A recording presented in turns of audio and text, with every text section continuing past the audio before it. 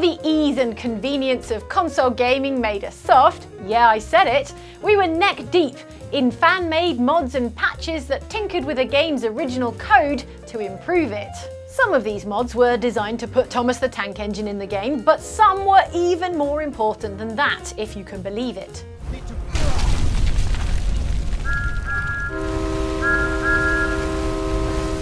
Sometimes, hardworking and unpaid volunteers were the ones who rescued a broken, unfinished, or otherwise lacking video game by fixing it so players could enjoy it better, or at all. Kudos to them, and good news for you, you're about to see 7 games that had to be fixed by the fans, and were.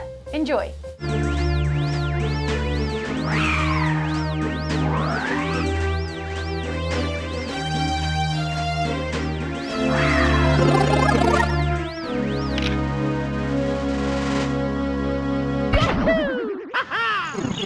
Now, I know what you're thinking. Super Mario 64 is generally considered to be one of the greatest games of all time. How are you supposed to fix it?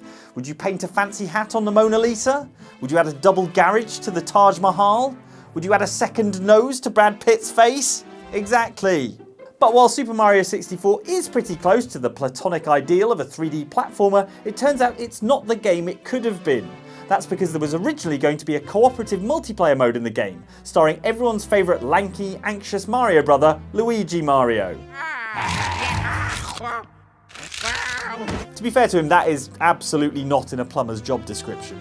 According to contemporary interviews in the game's Japanese strategy guide, Super Mario 64, which released in June of 1996, had Luigi in the game as late as February of that year, before he was mercilessly cut because of the performance demands of having 2 characters running around the game's complex environments.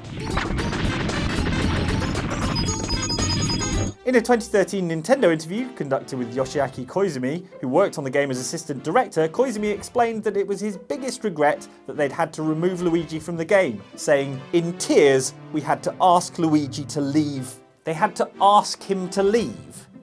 Games are definitely not made how I thought they were made. Since then, more evidence has materialised. Decompiled source code from the game contained remnants of the Axed Co-op mode, and the 2020 leak of Nintendo assets included the original character model for Luigi. Fortunately, modders had already been working on restoring that functionality to the game, creating hacked versions of the N64 game that reintroduced Luigi as a playable character in all his green glory.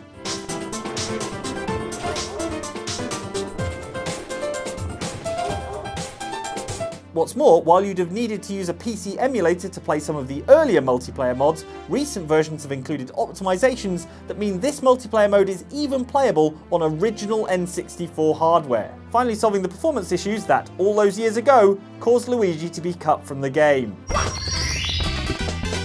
Sorry, asked to leave. But what if he'd said no?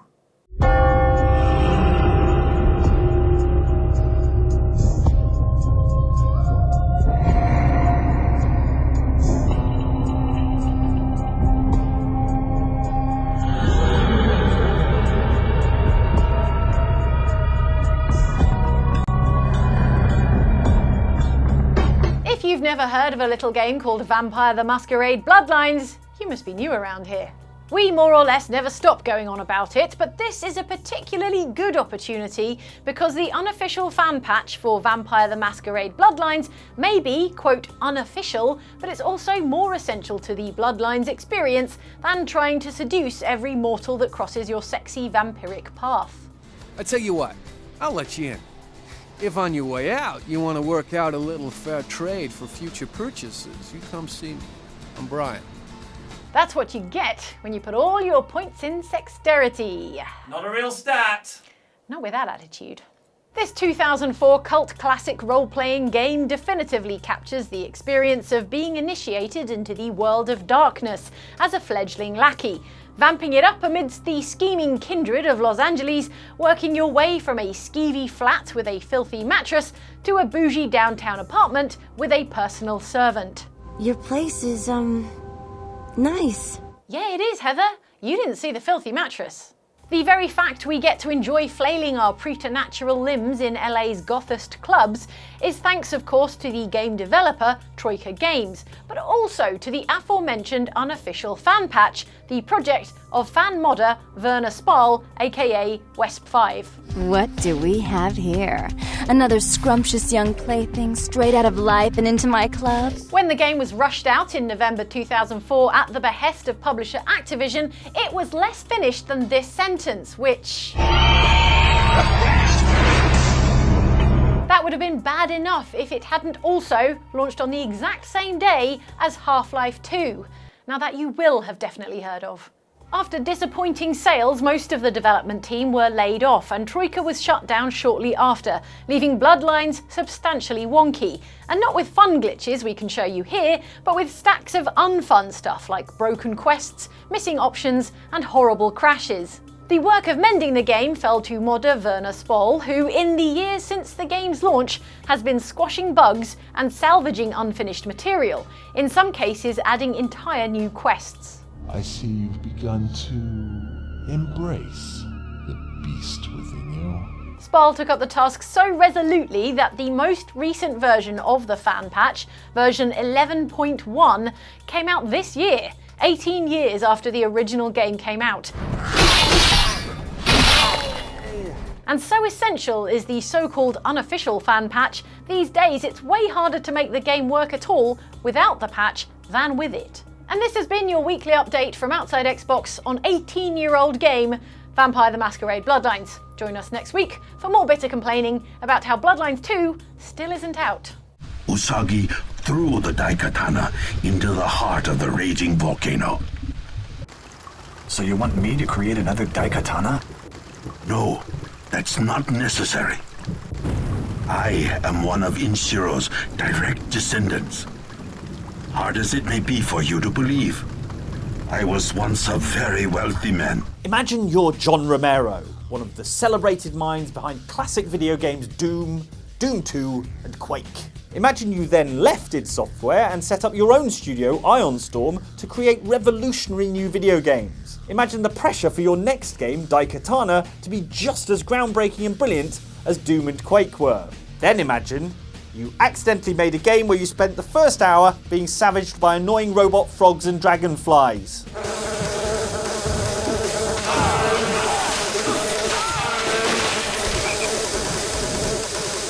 This is like The Godfather 3 times 1,000. So The Godfather 3000. I would actually watch that. Daikatana was a dreadful game with a nonsensical time-travelling storyline, confusing level layouts, and most irritating of all, a pair of spectacularly dense AI companions you picked up early in the game. Mikiko Ebihara and Superfly Johnson were not only vulnerable to death, but also extremely keen to seek it out. It's like babysitting a pair of 3-year-olds in a chainsaw factory. It didn't help that Daikatana was arguably the most hyped video game release of all time, complete with aggressive advertising that informed you that John Romero was going to, and I quote, make you his bitch. Well, if you mean that he would fool me into buying a massively disappointing game, then yeah, I guess he did do that. While at the time of release, back in the year 2000, there were a couple of official patches, 1.1 and 1.2, they did absolutely nothing to fix the boneheaded AI that turned 3/4 of the game into the world's longest and most frustrating escort mission. Did you hear something? Then, 14 years later, there was a surprise. Patch 1.3 was released. A surprise for two reasons. One, Ironstorm had been closed for 9 years at that point. And two, holy sh**, someone was still actually playing this game. Did they get past the robot frogs? In spite of the official sounding version number, the 1.3 patch was the work of fans and fixed issues that Romero and his team had failed to, most notably with the AI companions. It added new and improved AI pathfinding, and if you still found Mikiko and Superfly annoying, you could either make them invincible or, better yet, switch them off. Finally! So, does it make Daikatana a good game? No. But it is better. We have all but destroyed the Jedi Knights. The old Republic is crippled. They can do nothing to stop us now. But there is one thing standing in our way. One last Jedi who has yet to choose his true role in the galaxy.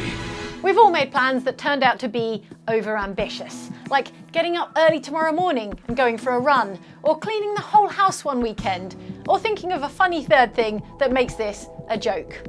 You never quite get it done. But however ambitious you are, you'll never be so ambitious that you think you can develop and launch an entire Star Wars video game in 14 to 16 months. Unless you happen to be Obsidian Entertainment, the game development studio behind 2004's Star Wars Knights of the Old Republic 2: The Sith Lords. In which case, hello Obsidian. Big fan of Fallout New Vegas. The highly anticipated sequel to the 2003 Game of the Year, Star Wars Knights of the Old Republic 2. The time pressure on Obsidian to produce the sequel to acclaimed role-playing game Knights of the Old Republic in just over 1 year came from publisher LucasArts, RIP. Obsidian gave it the old college try, but when Knights of the Old Republic 2 launched on Xbox in December 2004, the rush to get the game out in time left it more plagued with bugs than a picnic in July. Nice outfit. What, you miners change regulation uniforms while I've been in here? Not only that, but when the PC version of the game came out 3 months later, it transpired there was a shed load of cut content locked away in the game files and unused in the game itself. A testament to Obsidian's grand ambition that ultimately there hadn't been time to fulfill, like my morning run. This is when the fan volunteer community stepped in to salvage the hidden content, and that's how we eventually got the Sith Lords Restored Content mod, a project founded by modders Zibil2 and Darth Stoney that went on to squash hundreds of bugs and excavate masses of unused game stuff. The Sith Lords Restored Content mod expanded the game with myriad plot points, voice lines, playable sections and cutscenes, many of which involved your sarcastic pilot pal, Atan Rand, being dissed by other party members. Trust me, we're not going to go anywhere near the place unless we want to be washing the stink out of our clothes for the next few years. It might take longer than that for some of us. Truly, the Restored Content mod was a gift to fans who dreamed of 1, playing Obsidian's original vision for the game, and 2, seeing Atan getting properly dragged. What's that supposed to mean? I'm not boring. No, you're more like a shifty lying idiot with a tendency to complain about every little thing and offer only small bits of helpful advice if pressured. There was another substantial fan-made mod known as the M478 Enhancement Project that added a whole new planet to the game, upon which your murderous robot friend HK-47 wrecks up a droid factory. This mod was somewhat different to the Restored Content mod in that to fill out the story arc in this area, a bunch of original content also had to be created. You cannot do that. That is against everything we have been programmed for.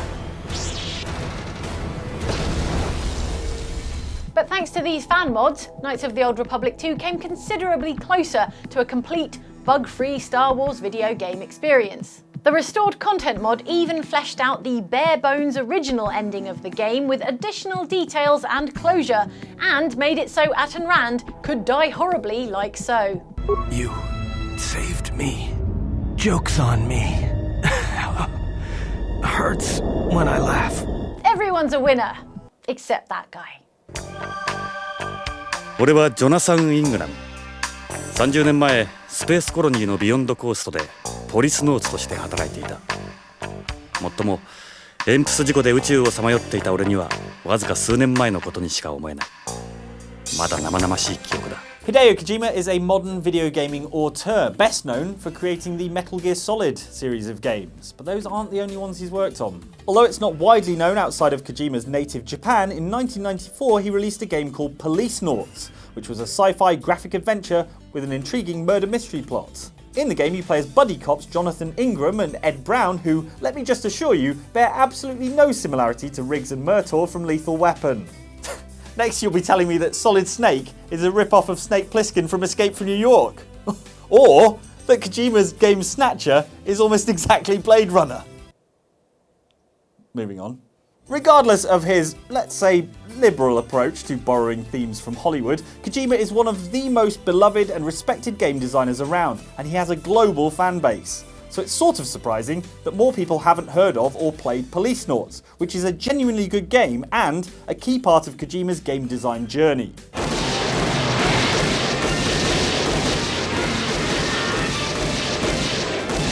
The reason for that is that publisher Konami never translated the game into English. I mean, or because we never bothered to learn Japanese, but for the purposes of this video, let's blame Konami. Fortunately, a group of passionate, dedicated fans fixed that problem with an extensive and surprisingly characterful translation of the game that can be applied as a patch to your definitely legitimately acquired copy of the original Japanese PlayStation game. The translation project was no small task. In addition to translating all the text in this 2-disc text-based adventure, any graphical elements that the player would have been expected to be able to read had to be modified too. According to the patch's README file, there isn't a single piece of Japanese text left in the game. コロニー内をわずか数十分で巡回できる。俺たちはまさに時代遅れだな。さあ、俺たち流の捜査に出かけよう。Which is a relief, because frankly I'm far too lazy to learn Japanese. In fact, they should translate me into Japanese so I can be enjoyed over there. Greetings, my Japanese friends. What a privilege it is for you to be able to watch me. All good? Good.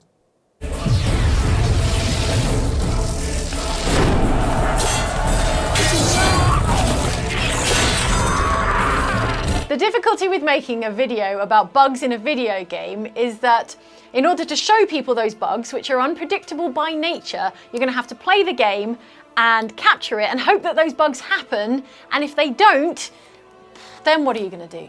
This was not a problem in open-world fantasy RPG Gothic 3, in which I started the game and was immediately unable to move or draw my sword in the tutorial about how to draw your sword.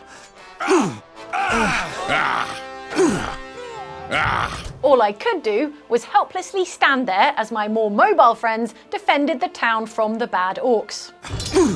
Eventually, I did find that although I could not use my sword or walk around, I could do a punch. And each punch did make me take one step forward, so I could basically attack someone by punching my way towards them if they were standing directly in front of me. This is my Elden Ring. If I wanted to change direction, I could lower my fists, rotate on the spot by turning the camera, and then resume punching. Then though, I did get my feet stuck in a bucket and an orc came over and murdered me in an infinite death loop.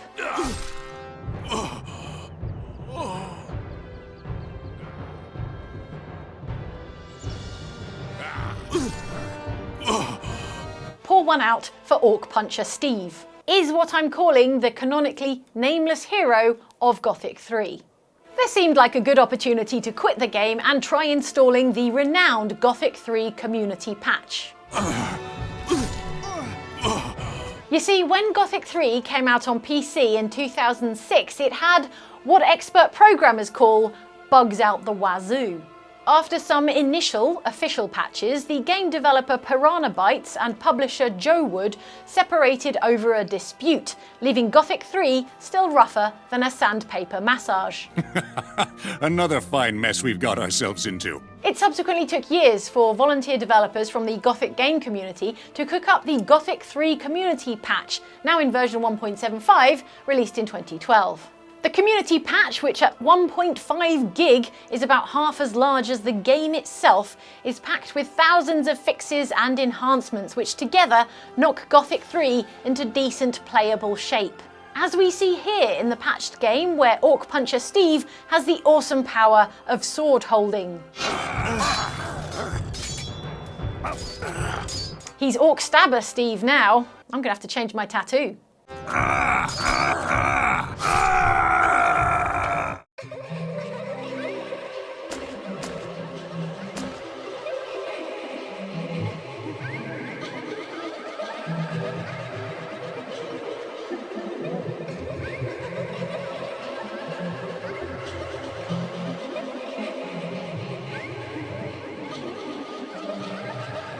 If you were playing a Japanese RPG in 1997, let's be honest, it was probably the beloved sprawling epic Final Fantasy VII.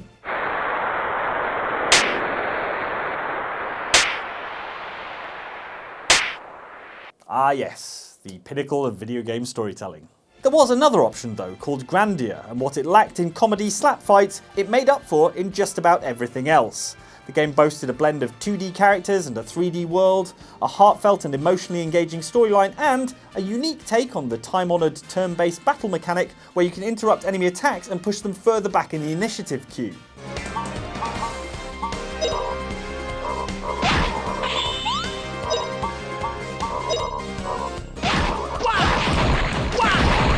Add that to a positioning system where you can move your characters around the battlefield in order to best place them to be most effective, and multiple levelling systems, and you have all the makings of a deep strategic RPG. There's just one problem. Grandia was easier than accidentally tearing off just the corner of the clear plastic film on your microwavable lasagna.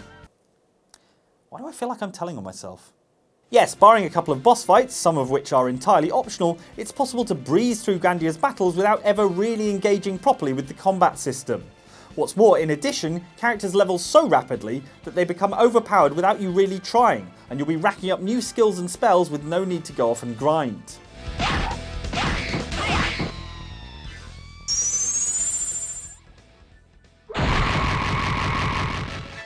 That was pretty. Just remembering how many tens of hours it took me to get a golden chocobo. I'm not bitter, you're bitter.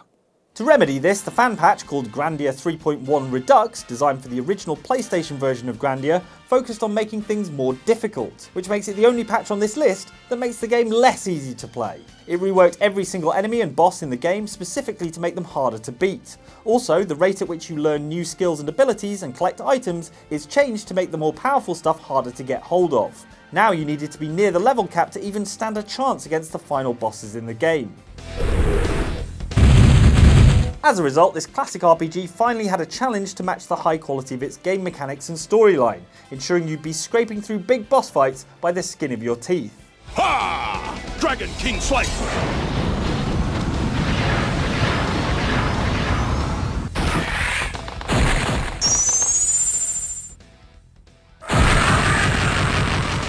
Like master, like man. I don't know though. Super difficult RPGs, they'll never catch on. Put these foolish ambitions to rest. Alright, point taken. Directly to the chest. There you have it, friends. Editorial promise delivered, as always, on Outside Xbox. We hope you enjoyed that video. If you would care to enjoy another one, why not check out this video from last week on Outside Xbox, which is about the 7 times you doomed yourself without even realising it. Or perhaps for something a little different. Our friends at Outside Extra have made a video about, she said pausing, remembering. Oh, it's about the multiplayer modes that you will never get to play because they got pulled from these 7 different games. So enjoy that, and we'll see you next Thursday for another video like this on Outside Xbox.